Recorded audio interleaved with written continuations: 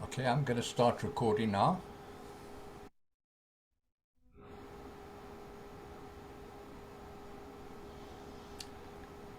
Well, this is, I think, the seventh class in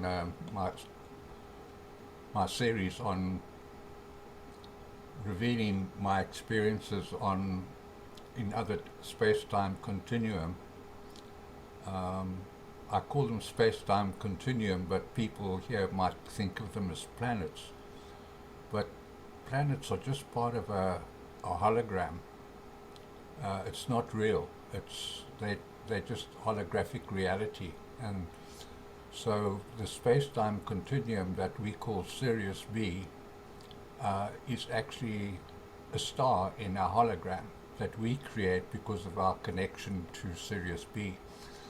And all the stars we see out there, we have connections to energetically, um, because when the third seeding of Earth took place about 843,000 years ago, um, beings from all over the universe contributed their DNA to the project. The Earth, it was called the Earth Experiment actually, where they were going to try to create the most non-homogeneous societies in the universe and see if they could get along with each other. And they did for many, many years until about 27,000 BC, when the fallen angelics invaded our planet. Um, so yeah, it's a different way of looking at things because the hologram is actually formed by light and sound, waves of light and sound. And from our perspective, uh, light is information and sound is emotion. So it's our thoughts and emotions that actually form the hologram. They are the material, and the information comes from our soul bodies. And through each lifetime, we accumulate something in our soul bodies called soul codes. And the soul codes hold the template for our DNA and for our physical bodies. Um, and so when we think of ourselves as being physical only, we miss the whole point of the way the universe works. It's all about energy and how energy works and understanding the construct of the soul. So when I speak about Sirius B, it's really the energy signature of Sirius B. It's not really the planet because when I first arrived there, I noticed that there was no sun, so time seems to stand still there. It's not like on Earth because I was having these dreams and I'd go to sleep at night at about 10 o'clock in the evening and wake up the next morning and I'd feel like I've been out in the ether for months. Um, I was getting so much information. Hi, Sean. I was getting so much information from these beings that I couldn't understand how in one night I could accumulate all this information. And it just has to do with the way time and space works. On Sirius B, the it's almost like there's no time because we keep our time schedule based on our the Earth rotating, the rotations of the Earth and the movement of the Earth around the Sun. So we have 24 hours in each day, so we have the 12 hours of darkness and 12 hours of sunlight, whereas on Sirius B, in that space-time continuum, there is continuous light and there's no sun in the sky. So light is just emanates from the atmosphere. It's electric, uh, and it's an etheric.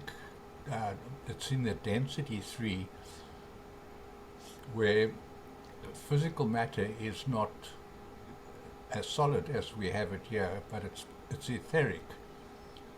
But when I was there, I was not aware that I had an etheric body, because as I observed the reality, it looked physical. But it's, in actual fact, it's not, because you can, in that space-time continuum, you can actually walk through matter, because you're etheric, you're no longer a matter-based being. So when I arrived and I spent some time with them, there were a couple of things that I asked them and that I want to deal with tonight, and the one was about their governance. Because I asked, how do your laws work here, and how do the rules of your community work?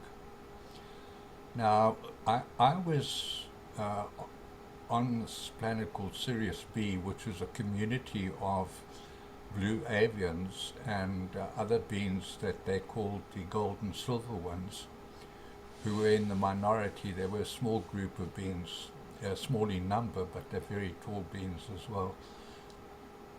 And they explained to me that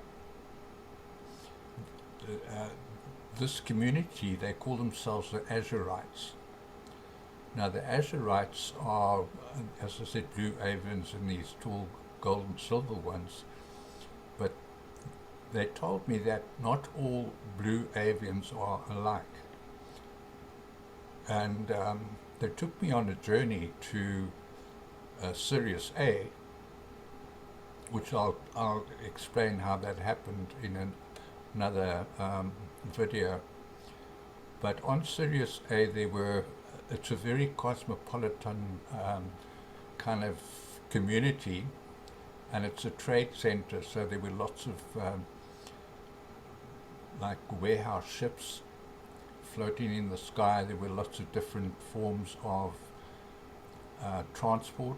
There were small devices like little cylinders that people would float on, and so they wouldn't have to walk, they would just be carried on these little cylinders, on these discs. There were all kinds of spacecraft, from very small to very large, and the beings there were an enormous variety of beings there, different species of beings, and there were blue avians on Sirius A, but they were didn't have the same consciousness as Azurites did. And they had told me that the Azurites had formed this community to get away from the cosmopolitan Sirius A. And they could only do that because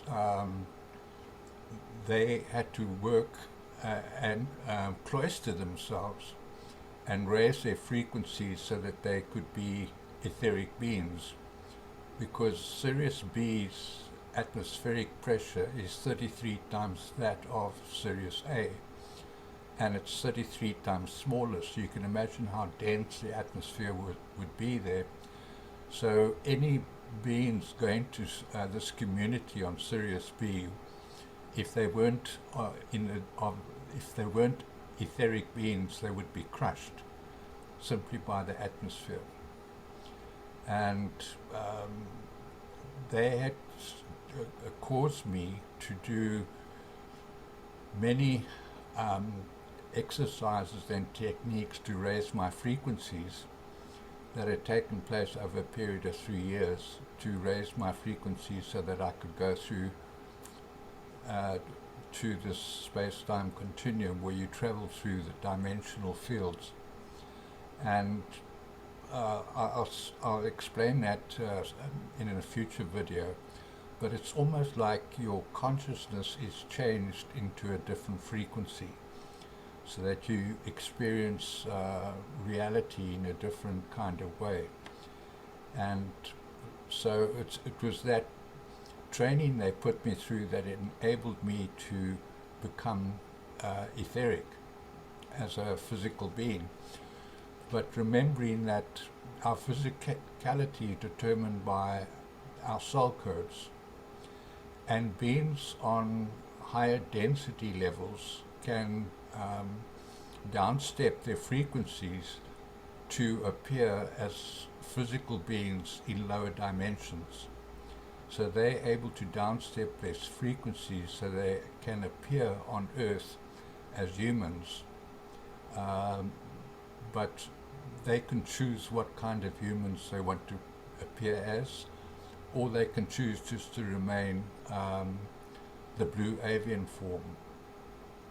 So that's kind of how shape-shifting works. People talk about shape-shifting, but it's just that higher dimensional beings hold the encoding within their soul beings, because all that encoding has been accumulated over the hundreds of thousands, if not millions of years.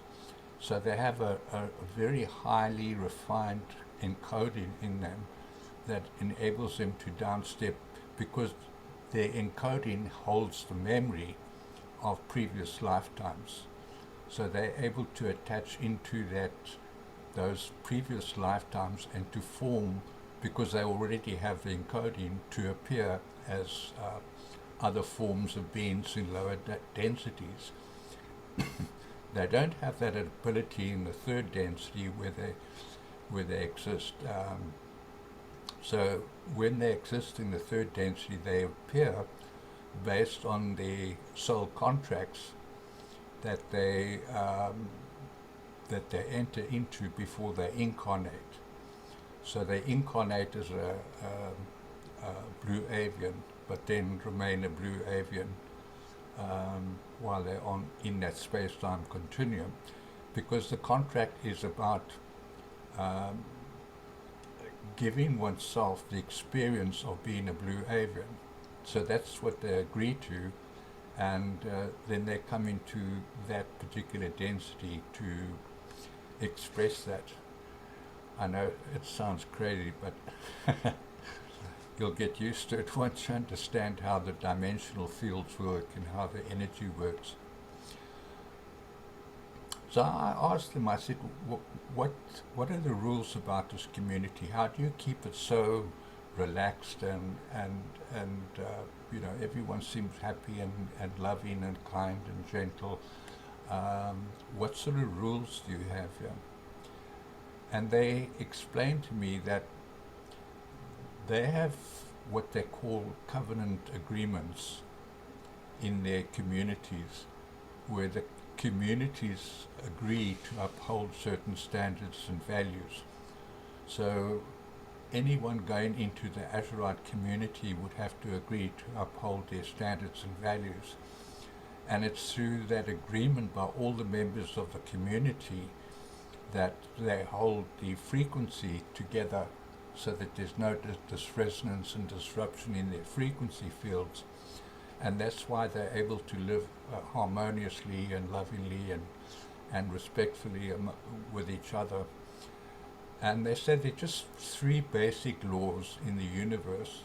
And the one is do no harm, cause no loss, and do not impede the freedoms of others. Now, that might sound quite simple, but in actual fact it gets quite complex, because do no harm, does that mean physical harm, emotional harm, reputational harm? So they have to really refine and define what it means to cause another harm. So out of all of those three laws, do no harm, cause no loss, they go through that process of what does it mean to cause another loss. And so they begin to define what exactly loss means. And loss could mean loss of property, it could mean a loss of reputation, it could be a loss of standing in the community, it could mean many different forms of loss. And then the third one is impeding, do not impede the freedoms of others. Now they go through the process again of what does it mean to impede freedoms of others. And basically basic principle they use is what is called sovereignty, where every being is responsible for their own selves. They're independently sovereign. And although they're in agreement with everyone else, they're also independently sovereign. And in order to be sovereign, one has to acknowledge the sovereignty of others as well. Because you can't be sovereign over yourself without accepting that others should be sovereign over themselves as well. So everyone agrees on this principle of sovereignty. And sovereignty is, we don't use that very well in this planet because everybody's concerned about whether other people are conforming to their standards and values, and there's so much interference in people with other people. People telling other people how they should live and what they should think and what they should eat and what is right and wrong for other people. Whereas they don't do that. They agree on what is right and wrong amongst themselves in this covenant, in the community, and then everyone is responsible for practicing that. And so I asked them, I said, doesn't that constrain societies when they're not able to function and flow naturally? And they said to me, well, for us that is natural, because if you look at your nature, they're talking about nature on earth, every being there is sovereign. They don't have to be taught sovereignty, they just practice it naturally. Birds are birds, they don't need permission to be birds, they don't have to have licenses to fly. Fish don't need permission from anyone to swim, they just swim. And all the trees don't require permission to do what they do. Plants don't require permission to do what they do. They just do it naturally. And that is, they told me, because every being in their soul body is a sovereign being. And that practicing sovereignty is very natural and normal and organic in the universe. Whereas you said one of the problems that people on earth have is with everyone wanting to tell other people how they should live and what rules they should live by. And he says that causes a lot of the consternation on the planet. And it causes a lot of conflict. That's how wars are started. People telling other people what they should do, what they should think, impeding their freedoms, causing them loss, causing them harm. And those are unnatural in the universe. And they said for them it seems more natural just to be natural. Do what nature does. Do what the universe does. And they cautioned me about allowing other people to tell me how I should live and what I should do. And of course it makes one intolerant. So when I recovered from the dream, I had to go really sit and think deeply about what I'd been told and see how I was going to practice sovereignty over myself and how I was going to let other people be sovereign. And so they taught me a lot of things like having attitudes of grace and having attitudes of mastery, which I've got on my website. You can go check them out, what they are. And one of those attitudes is unoffended. And so one has to have an attitude of not taking offense from other people, because in order to be sovereign, you have to allow other people to be sovereign, and that means they have the right to be wrong, and you have the right to be wrong, and you have to allow other people the right to be wrong. And if we could practice that more, and I found it very freeing for myself personally, because I don't get offended by people. And people sometimes want to tell me things and they say, please don't take offense. I just laugh. I never get offended by anybody. What you do with your life is your business. What I do with mine is mine. And I look after my business and you look after your business. And I'm not going to tell you what to do and what is right or wrong for you, but that is something that I take responsibility for myself. And so being sovereign gives one a lot of leeway in terms of how you treat people and how you respond to people when they treat you badly. When they treat you badly, they're not treating you badly, they're treating themselves badly. And that's their business, it's not your business. And when we take this individual responsibility for ourselves, we will have far better societies than we have now, where we don't have people telling us what to do and how we should do it and what we should eat and how we should eat it and what is healthy for us and what is not healthy for us. You know, it's everyone's sovereign right to do.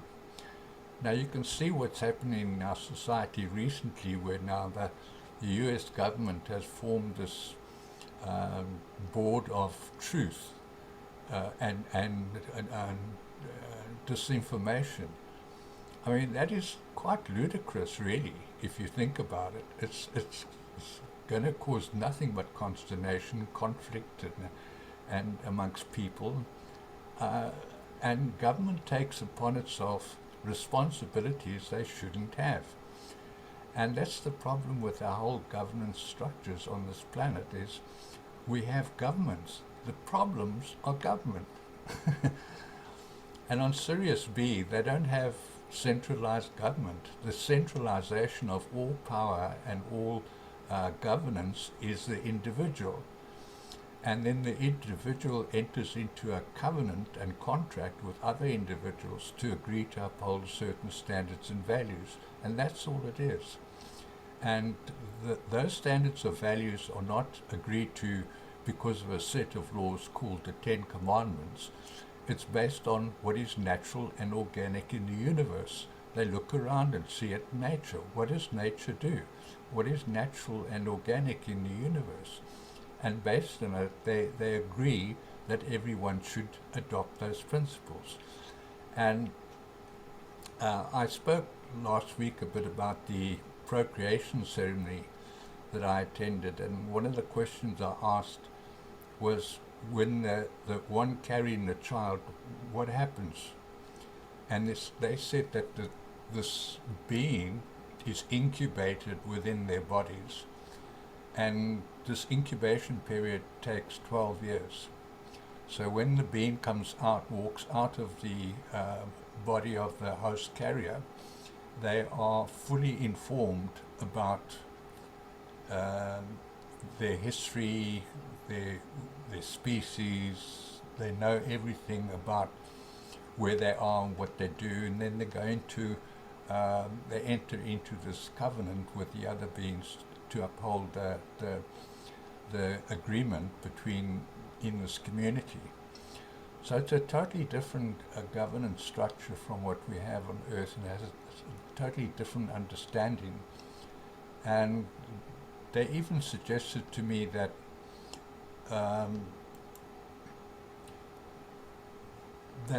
the problems on this Earth are not caused through morality necessarily, they're caused through ethics. And ethics asks the question, what is the right thing to do? Whereas virtue asks the question, what is the right thing to be?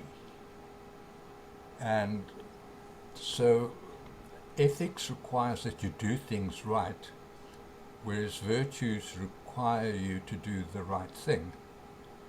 And that's a totally different way of being here, because our ethics and morality is based on what we do rather than what we are. So that gets me to the next thing that I asked them. I said, well, what do you do here? Because no one seemed to be very busy. And they kind of looked at me quizzically, and they probably wondered, oh boy, we got a dummy here. But they said what they do is be. To them, just being is their purpose in life. And I said, well, how does that work? They said, because everything that is in the universe is there for a purpose. And the purpose is just to be who they are. And to discover who they are and to discover more of who they are and to um, find out more about themselves and raise their frequencies on their soul journey so that they can ascend to higher stations of consciousness. But then they got into the subject that I became involved in personally for 8 years, and they said that they are the keepers of the grids. And I said, what do you mean by that? And they explained that just as we have meridian lines in our bodies that they use in acupuncture, so the earth has meridian lines, and they're called ley lines. And that they're planetary grids, but they're also what they're called solar grids and interplanetary grids. So there's information flows between one planet and another. And they're solar grids, so the solar grids are part of the star system, the star grids. And then you get galactic grids and universal grids. And they explained that the universe is just filled with electromagnetic waves of energy. And that being who you are enables you to hold the grid lines around you. If you are doing that authentically and in integrity, you're receiving grid information, you're receiving information and energy, and you're able to pass that on to the earth. And when you're receiving the information comes from way out in space somewhere, and the universe is just one massive information highway. So to reach a higher level of consciousness, you have to tap into this grid work so that you can have an open mind. Now, one has to really go into deep meditation to feel them and to get the information. But if you know what you're doing, you'll be amazed at the thoughts that come into your head while you're in this meditation. And to meditate for me means to go into a space of no time and no space. So I get all thoughts out of my mind, all emotions out of my body. I don't think time, I don't think space, I don't think thoughts, I don't think emotions. I just listen. And when I started doing this, the first thing I heard was the ringing in my ears. I wasn't conscious up to that point that I had this continuous noise in my ears. And doctors call it something else, tinnitus. That's the word they use for it. But once I began to listen to the ringing in my ears, I began to realize that the frequency of the ringing was changing constantly. It wasn't a constant frequency, but I was receiving different frequencies, and the frequencies would change as I listened to them. And as I did that, I began to get different thoughts into my head. And so I would sometimes go into this meditative state, listen to the ringing in my ears, and then I would consciously ask a question and just wait for the answer. And by listening to the ringing in my ears, I often would get the answer.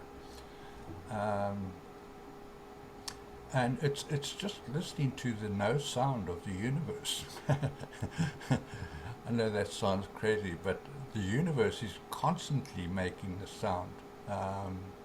Our space agencies know that. They listen to the sounds coming off planets. The moon is constantly making a sound. The earth is constantly making a sound. And all that sound is magnetic waves. And those magnetic waves are attracting information, because that's what magnets do. You get magnetic and electric. Electric is information.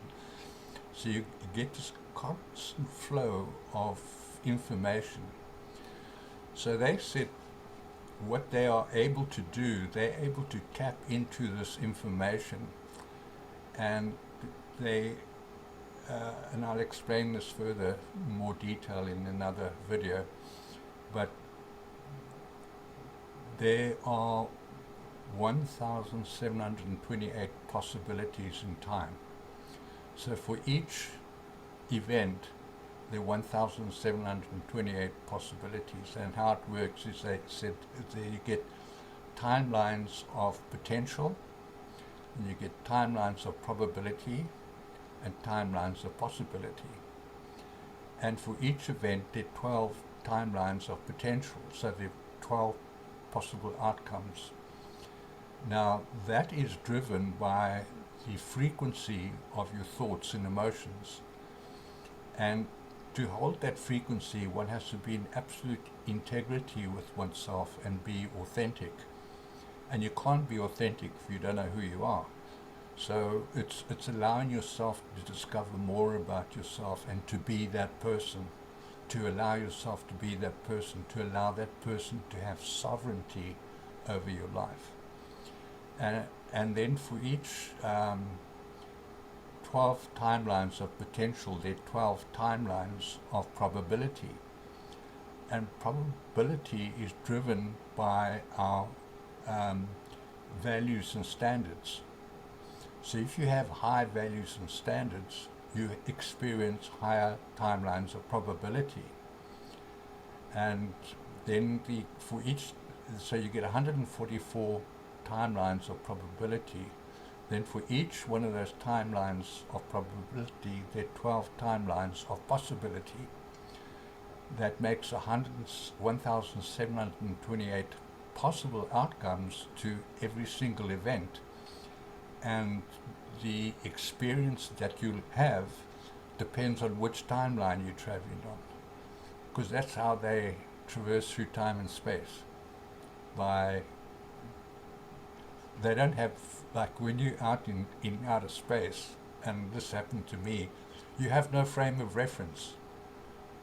You can't recognize anything, so you don't really know where up and down is, where north and south is, and east and west.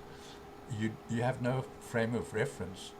So my first journey with them, I said, how do you know where you are?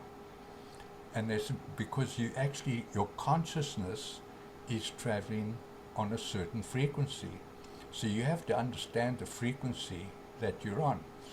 And as I was explaining to Christian earlier, the frequencies are driven by sound tones. They're like keys that unlock that particular frequency. So when we did the opening of the chakras, we get the sound, which unlocks the frequency of dimension 1. Ah unlocks the frequency of dimension 2. So you go through ah, tre, I, na, e.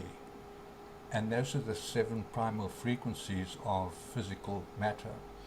So just voicing that sound tone puts you into a different frequency of tone, okay? So the 12 timelines of possibility are driven by our attitudes. So you have good attitudes and you have bad attitudes. If you have good attitudes, you're more likely to have better outcomes and higher possibilities than if you have bad attitudes with not bad outcomes, but outcomes you don't necessarily want or can't control. So having your thoughts and emotions being authentic and it being in integrity enables you to jump onto a higher timeline And the higher the timeline, the better the outcomes are going to be.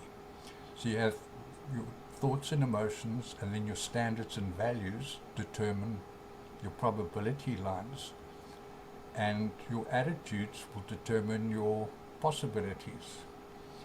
Now, in a practical sense, I find it works beautifully practically, because I found that at the time I was being taught this, I actually wasn't practicing. I had some really bad attitudes about life. It seems strange to me now, but I did. I would get grumpy. I would get, easy. I had being Irish, I had a very short temper, so I'd get really, really angry with people, and you know. And then once I began to practice good attitudes like unoffended, it began to change everything. And so, like most of what we call the seven deadly sins here are driven uh, by not being sovereign, by not taking responsibility for our sovereignty, like greed. Now, if you're practicing good attitudes, one of them being grace, if you're practicing an attitude of grace, you say, what I have is sufficient for me. I'm quite comfortable with what I have. I don't need any more. So I overcome that sin of greed. When it comes to pride, I do not need to change myself. I'm not better than anyone else. I'm just who I am, and I accept who I am. And so you overcome that pride. When it comes to all the sins, you find that it just leaves you if you're practicing good attitudes, if you're having higher standards and values, and you're careful. You have to put what I call, you have to ring fence your thoughts, and not to have thoughts of anger, bitterness, of wanting to control people, of wanting to tell people what to do. And once you control your thoughts, you have and you have high standards and values, and you practice good attitudes, you have better outcomes. And I found that very true in my life, that I'm very seldom worried about anything. And when the shit happens, I think, oh well, that's none of my business. It's somebody else's business. It's their stuff. I just look after my own territory, and that's what I'm required to do. That's what I'm responsible for. So what happens is everyone goes mad about what's happening in Ukraine, for instance, and Putin's this and Putin's that, and the Russians are this and the Russians are that. But they don't know.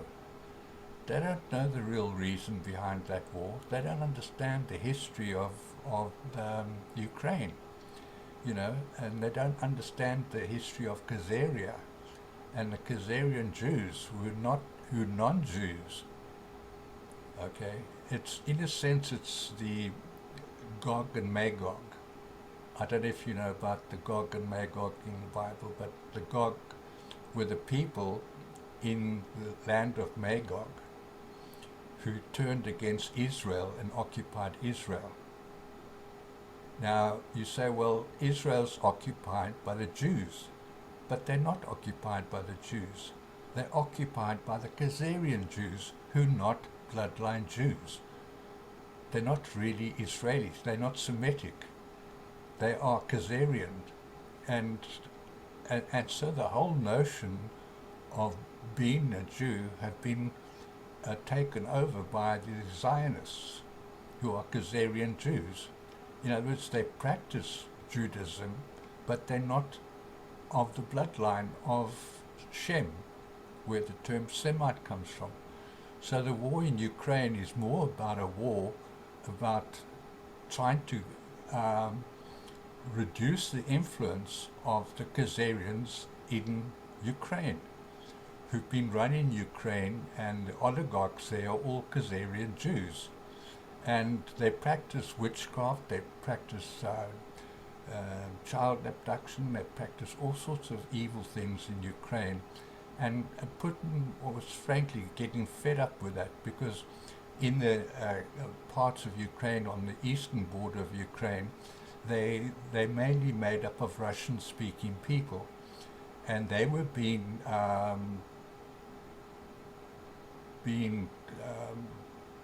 persecuted by neo-Nazis in that area. And the neo-Nazis, like the Nazis, were the protagonists behind it were Khazarian Jews. People don't know that.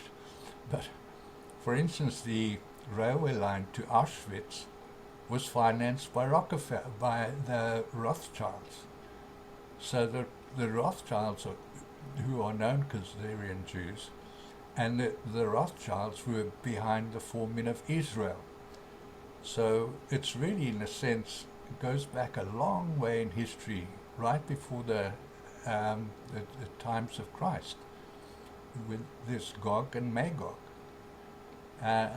So there are many spiritual reasons for what is happening in Ukraine, and on this world, it's better not to make judgments about the Russians and Putin and people like that, because it's their business. It's none of our business. And I don't understand why everybody wants to poke their noses into what's happening in Russia. It's none of our business. But, this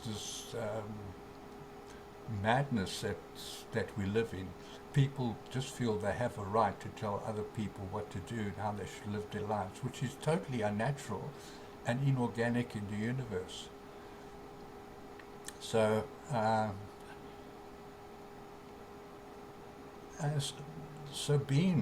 these beings practice being, so they are able to consciously tap into timelines, so they can time travel.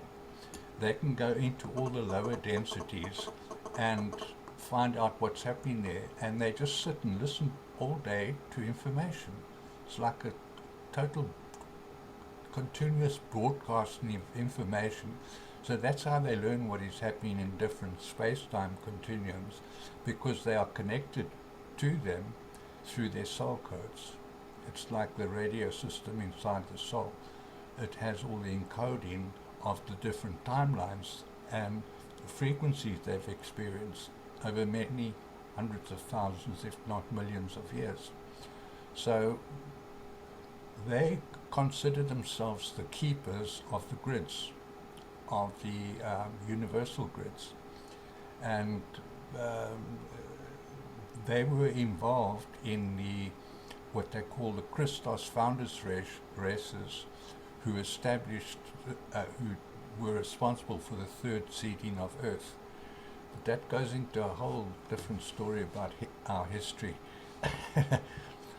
But what I'm trying to make you aware of, there are explanations for things that happen, and why they happen, and where they happen, and this time and space and how it works. And unfortunately, on planet Earth, we've been lied to from the day we are born. We are lied to about everything. Our sciences have been, hijacked.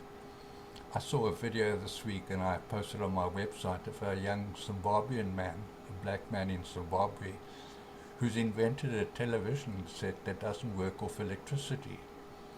And he's literally discovered free energy. And he has a motor car that runs off without fuel, and he runs on water. It runs without water. It's just an electric motor that runs this vehicle, but it has no batteries, it has no power source.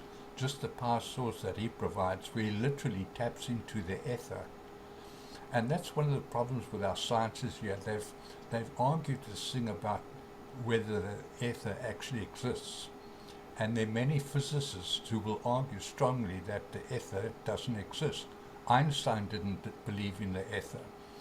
And that's why he couldn't understand what Nikola Tesla was doing, because Tesla understood the ether. He understood how energy can be transported, electromagnetic energy is transported through the air, because the air is actually ether.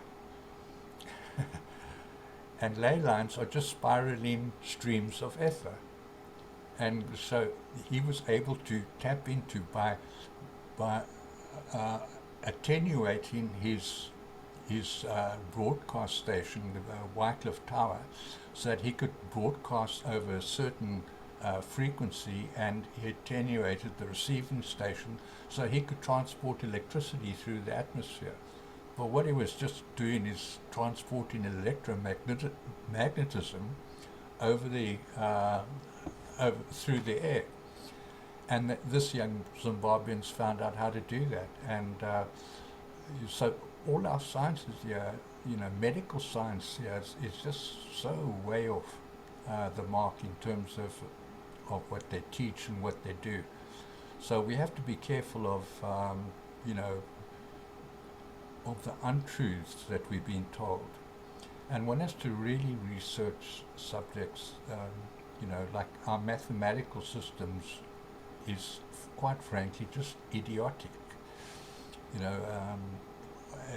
my higher selves had told me that they work off a mathematical system of 3, 6, 9, 12, 15, 18, 24, 21, 24, and they say it's more coherent in our system. Our system, when you introduce the notion of decimal, which is a 0, you then collapse the energy that you created from 1 to 9. And when you place a 0 after the 9, you are collapsing the energy, the natural energy flows of the universe.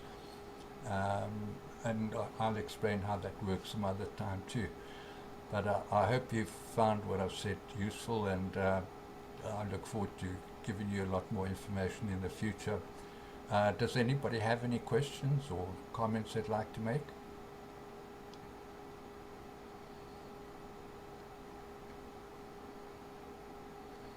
Hey, Colin. Hi, Dan. Yeah. Um, you mentioned in Sirius A and Sirius B, their consciousness level is different. And like Sirius A, that it's 33% smaller, and the atmospheric pressure. Is that what's going to take place here on Earth too, when this atmospheric pressure changes or the ethers come in? Um, Isn't that a process that's going to take place within by 45, Well, where our consciousness level will change? yeah, when the ascension takes place, yeah, in a sense, we go from being physical beings to semi-etheric beings. So we become a lot lighter, um, a lot less dense, uh, in both sense of the terms of material denseness and mental denseness. Yeah, so yeah, the Earth will also ascend at the same time. So it's a planetary ascension that's really taking place. It's not just the people on the planet, because that was the purpose. Um, just a briefly, what happened is the Stargate system here has been damaged. So a natural ascension cycle, the Stargates open and people can ascend into other space-time continuum through the Stargates. But because our Stargates were damaged, that is not able to happen in this ascension cycle. So the higher dimensional beings, what they've done is Earth itself is due for an ascension, because the Earth is a sentient being, it's a soul being, it's sentient, it's consciously aware, very advanced being, and it's so they've been planning an ascension for the Earth through a stargate in the sun. Okay, now this sounds crazy, but it's just there's something called Templar mechanics, which I know quite a bit about, but it's Templar mechanics is all about the stargates and how they work, and so yeah, the Earth, they're going to be large um, Earth changes, and one of them will be the atmospheric pressure. That it'll become a lot more dense, the atmosphere. So um, if you don't have a semi-etheric body, you will not be able to exist in this atmosphere. The old There'll be a separation of the old new Earth and the old Earth. In a sense, it'll be an energetic separation. So the energy signature of all the beings on new Earth will still remain on old Earth, but eventually they'll just disappear, and people will forget, and then the old Earth will continue, and it's due to be uh, taken down through a black hole. Um, that was started a long, long time ago. See, there's so much history to this whole story that we're not really aware of. Um, and when I started to hear some of this information, it boggled my mind how old the Earth was and how many phases it's been through, and that it was part of another planet that exploded, and there are 12 bits of the planet, and they're the solar planets in our solar system, and each one carries a different part of the original planet called Tara, and like Earth holds the heart chakra of Tara, and it's been developing its soul template so that the soul template of Earth could be completed, and that's taken place over 500 450 billion years. So it's been a long process to get Earth to where it is now. Um, and that's, but also just the understanding time and space. Out in the universe, time doesn't exist the way it exists here. In the universe, it's all about cycles, and like the Earth, our solar system cycles around the galactic central sun every 25,500 years, and so that is called the cosmic clock. And the Earth's rotation around Earth's rotation causes time, a change in sunlight, and that causes time. Excuse me. So they experience time in a totally different way, because it, in a sense, is what is holographic time, and then there's universal time. And holographic time is dependent on physical matter and what the movement of physical matter in our solar system. But in the universe, it's all about cycles. Like your engine motor rotating every revs per minute, 4,000 revs per minute, 5,000 revs per minute. The universe also has these cycles of time that causes the rotation and movement of all the planets in the Earth, in our universe, in fact. So yeah, it's getting your head around energy and matter is a little tricky, because we're so used to thinking only about matter, and whereas in truth matter doesn't matter. It's the energy that drives the matter that is important, not the actual matter. It's the energy that creates the matter through a stair-step process of going from the um, uh, gravitational field, you want to call them that, or a quantum field. A quantum field creates a morphogenetic field. The morphogenetic field creates atoms. Atoms create molecules, and molecules create cells. And what we see is the cellular structure, but it all comes from the quantum, the electromagnetic particles of quantum, positive and negatively charged particles, which, by the way, switch on and off. So they're visible when they're observed, but they're invisible when not observed. And that's one of the tricks of quantum mechanics. Well, Tesla also said, if we spent a decade of just researching what is in space, we'd be so much further. along than we are. I mean, what could be learned Yeah, if we analyze the space and use the space, what energy was there? So yeah, I want to thank you, Colin, for everything you're doing. It's been wonderful. I mean, I've always thought that, you know, um, we're we've been programmed so much in our society from birth, like you say, and it's wonderful to be around people in this group and reading your posts and learning and doing your classes, which is wonderful. So I encourage those of you who aren't uh, doing Colin's classes to join in. It's a real eye opener, and it's wonderful to be a part of it. So thank you. thanks, Dan, and thank all of you for attending this evening. And it's evening for me, probably morning for you, some of you. But yeah, thank you, and we'll see you next Sunday again. And I'll have this posted on my Patreon in a few days, and then I'll send it out to all my students as well, so everyone can get an opportunity. I'm also going to ask my webmaster if he can't put these on my website, so that if people don't get the individual emails, or they want a place where they can follow all the videos, um, there's one central place, and it'll be on my student website. Okay, well, thanks all of you. See you next week. Bye bye now. Thank you.